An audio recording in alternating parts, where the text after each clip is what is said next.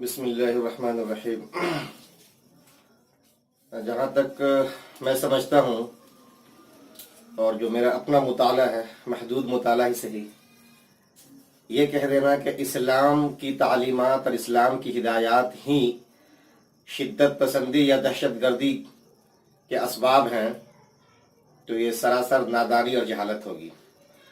اس کی تردید کے لیے کوئی لمبی چوڑی بحث کی ضرورت نہیں ہے۔ آپ منطقی طور پہ اس کو سمجھنے کی کوشش کیجیے۔ اولاً یہ کہ آپ دیکھ لیجئے کہ جو مسلمان آج ہیں جن کو اللہ تبارک و تعالیٰ نے ایمان کی دولت سے سرفراز کیا ہے، وہ پوری دنیا بھر میں کتنے ہیں؟ اندازہ لگائیے، گیس کیجیے۔ جی، پوری دنیا کی جو آبادی ہے، اس کرۂ ارض پہ اس وقت میں جو لوگ ہیں ان کی آبادی 6 ارب سے کہیں زائد ہے۔ اس میں 1/4 یعنی کہ 1.5 ارب یا 1.25 ارب وہ مسلمان کی آبادی ہے، مسلم آبادی ہے۔ تو اب اگر اسلام کی تعلیمات اور ہدایات کو ہی آپ دہشت گردی کا سرچشمہ قرار دیتے ہیں تو اس کا صاف مطلب یہ ہوتا ہے کہ جتنے مسلمان ہیں وہ سب کے سب دہشت گرد ہونے چاہیے، ورنہ پھر وہ مسلمان کیسے؟ اس لیے کہ تعلیمات اور ہدایات یہ ہیں تو یقینی بات اس پہ عمل کرنے والے ایسے ہونے چاہیے۔ جبکہ ساری دنیا اس بات کو مان رہی ہے کہ سارے مسلمان، جن کو میں نے بتلایا کہ 1.5 یا 2 ارب تو دور کی بات ہے، پوری دنیا کے اندر جو بھی اس طریقے کے شدت پسند لوگ ہیں، آپ اس کی گنتی یا کاؤنٹنگ کر کے دیکھ لیجئے صحیح معنی میں، ایجنٹ کو لوگ چھوڑ کر کے۔ ورنہ بہت سے لوگ تو مسلمانوں کا نام رکھ کر کے اور عالمی دلالوں کے اور عالمی جو کہہ لیجئے صہیونی اور نہ جانے کتنی ساری سازشیں چل رہی ہیں، ان کے ایجنٹ اور اعلیٰ کار بن کے جو ان کے افراد ان کو چھوڑ دیجئے آپ، جن کو واقعتاً آپ جانتے ہیں کہ واقعی یہ مسلمان ہے کلیئر طور پہ، ان کی کتنی تعداد ہے آج؟ 0 بھی جا کر کے آپ دیکھیں گے تو شاید کہ مشکل سے اس کی تعداد مل پائے گی آپ کو۔ ایک تو یہ۔ دوسری بات، اسلام کی تاریخ کیا ہے؟ 1450 سال تو تقریباً آج ہونے جا رہا نا۔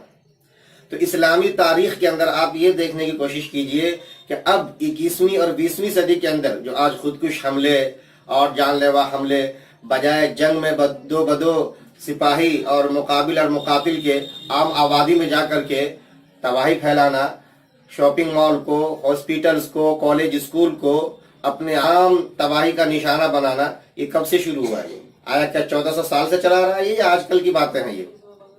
آپ ظاہر سی بات ہے جب جا کے دیکھیں گے اس کی تاریخ تو آپ کو صہیونی، جب سے ریاست اسرائیل کا وجود آیا ہے، اس نے باضابطہ لوگوں کو، فلسطینی لوگوں کو مرعوب کرنے کے لیے، دہشت زدہ کرنے کے لیے، ان کے بسوں میں، ان کے کاروں میں، ان کی آبادیوں میں جا کے ان لوگوں نے فوج سے ہٹ کر کے عام نہت معصوم صحیحوں کو جا کر کے مارنا شروع کیا تاکہ دہشت زدہ ہو کر کے یہ جگہ چھوڑ دے اور ہمارے لیے خالی میدان مل جائے۔ یہ وہاں سے شروع ہوا ہے۔ یا پھر جن لوگوں نے راجیو گاندھی کو، مہاتما گاندھی کو یا اور بھی امریکی صدر کو اپنی راہ میں کے لیے رکاوٹ سمجھ کے ان کا قتل کیا ہے، ان کی جو ہتیا ہوئی ہے، ان کو آپ لے سکتے ہیں۔ تو یہ آپ اچھی طریقے سے سمجھ لیجئے کہ نہ تو اس کی تاریخ سے یہ چیز میچ کھاتی ہے جب سے اسلام ہے۔ اگر اسلام ہے تو اسلامی تعلیمات و ہدایات ہے، اور آپ کہہ رہے ہیں کہ یہ دہشت گردی کا سرچشمہ ہے، تو تبھی سے سب چیز ہونی چاہیے نا۔ یہ آج کل کی پیداوار کیوں ہے؟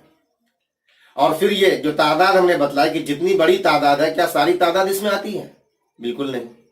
اور پھر سب سے بڑی دلچسپ اور حیرت کی بات تو یہ ہے کہ مارنے والا بھی مسلمان آج، مرنے والا بھی مسلمان، یعنی قتل کرنے والا گولی سے کسی کو اگر مار رہا، فائر کر رہا ہے، اپنی بندوق کے توپ کے دہانے اگر کھول رہا ہے تو وہ بھی اللہ اکبر، لا الہ الا اللہ پڑھتا ہوا۔ اور جس بیچارے کے گردن پہ جا کے گولی لگ رہی ہے، جو اس توپ کے گولے کا شکار ہو رہا ہے، وہ بھی لا الہ الا اللہ کا قائل، کلمہ گو۔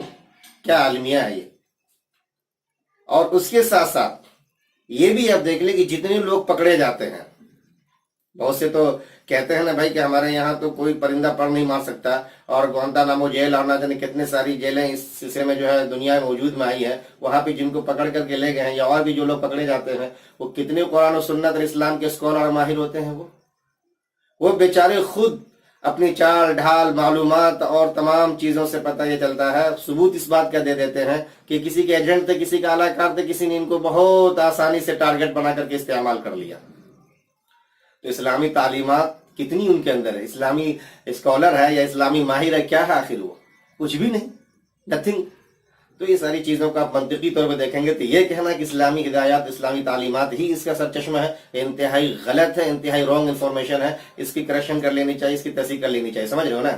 ہاں، ایک تو یہ رہ گئی بات یہ کہ کچھ لوگ جو واقعی مسلمان ہوتے ہیں حالات کے جبر کا شکار ہو یا کسی کے اکسابے اور بہکاوے میں ہو یا کسی بھی طریقے سے کہہ لیجیے، اگر وہ اس طریقے کے اقدامات کر بیٹھتے ہیں معصوم شہری کو یا معصوم نہتھے لوگوں کو، میدان جنگ میں فوجی سے دو بدو سے ہٹ کے بات کر رہا ہوں، اس کو ساری دنیا کے لوگ تسلیم کرتے ہیں کہ جنگ کے حالات کچھ اور ہوتے ہیں، فوجیوں سے جھڑپ کچھ اور چیز ہوتی ہے۔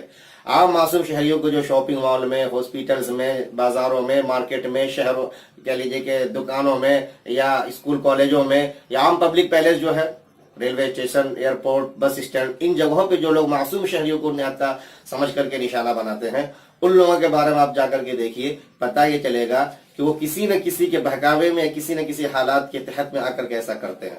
تو ان کی صحیح نوعیت اور حقیقت کیا، اس کا پتہ لگانا چاہیے، وہ کیا جڑ ہے، کیا بیماری ہے، اس کا ازالہ ہونا چاہیے، نہ کر کے آپ قصوروار ٹھہرا کر کے آرام سے بیٹھ جائیں آپ۔ یہ تو پھر یہی ہوگا کہ آپ نے بیماری کا حل نہیں نکالا، چھوڑ دیا، تو پھوڑا سے لے کر کے کینسر تک بن سکتا ہے آپ کے لیے۔ اور پھر آخر میں جو نظریاتی بات آ رہی ہے وہ میں بتا دوں آپ کو، کسی مسلمان کے غلط عمل اور اس کے قصور کو لے کر کے آپ اسلام کو یا اسلامی تعلیمات کو قصوروار نہیں ٹھہرا سکتے۔ یو کانٹ بلیم اٹ، یہ اس کو آپ قصوروار بالکل نہیں ٹھہرا سکتے۔ کیوں؟